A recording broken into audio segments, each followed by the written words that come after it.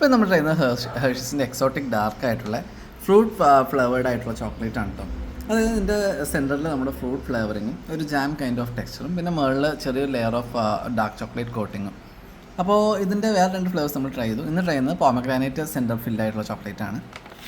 അപ്പോൾ ഈ ഒരു പാക്കിന് നമുക്ക് 100 ഗ്രാംസിന് കോസ്റ്റ് ഒരു 175 ആണ്. നമ്മൾ ബാക്കി 2 ഫ്ലേവർ ചെയ്തിട്ടുണ്ടായിരുന്നു, അതിന് സെയിം കോസ്റ്റ് തന്നെയാണ് വന്നേക്കുന്നത്.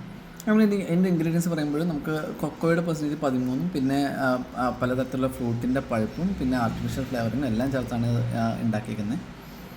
ഇനി നമുക്ക് സംഭവം ടേസ്റ്റ് വൈസ് ഒന്ന് നോക്കാം. ഇതാണ് നമ്മുടെ ഐറ്റം.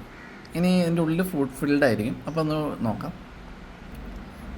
അപ്പോൾ നമുക്ക് കിട്ടിയ പീസിൽ ഫ്രൂട്ടിൻ്റെ ഫില്ലിങ് അത് ചെറിയ ലെയറാണ് ഉണ്ടാകുന്നുള്ളൂ, വളരെ ചെറിയൊരു ഫില്ലിങ്, പക്ഷേ കൂടുതൽ നമുക്ക് ചോക്ലേറ്റ് ആയിരുന്നു. അതാണ് ബെറ്റർ എപ്പോഴും. അപ്പോൾ അങ്ങനെ ടേസ്റ്റ് വൈസ് കൂടുതലൊരു ഉള്ളിലൊരു ജാം ഫിൽഡ്, ചെറിയൊരു കയ്പ്പുണ്ട്. പോമഗ്രാനൈറ്റ് ഫ്ലേവർ ആണെന്നുണ്ടെങ്കിൽ ചെറിയൊരു കയ്പ്പ്. എനിക്ക് പേഴ്സണലി ഏറ്റവും ഇഷ്ടപ്പെട്ടത് ബ്ലൂബെറിയുടെ ഫ്ലേവർ നമ്മൾ ചെയ്തതാണ് കേട്ടോ. അപ്പോൾ ചെറിയൊരു ചോക്ലേറ്റിൻ്റെ കോട്ടിങ്ങുള്ള പോമഗ്രാനൈറ്റിൻ്റെ എക്സാക്ട് ടേസ്റ്റ് കിട്ടില്ല, പക്ഷേ ഒരു ജാമിൻ്റെ ഒരു ഫീലൊക്കെ കിട്ടുന്ന ഒരു ഐറ്റം. അപ്പോൾ നിങ്ങൾ സ്വീറ്റ് ലവേഴ്സ് എങ്ങനെ ട്രൈ ചെയ്യുക, ചാനൽ ഇഷ്ടപ്പെടുമെങ്കിൽ സബ്സ്ക്രൈബ് ചെയ്യുക.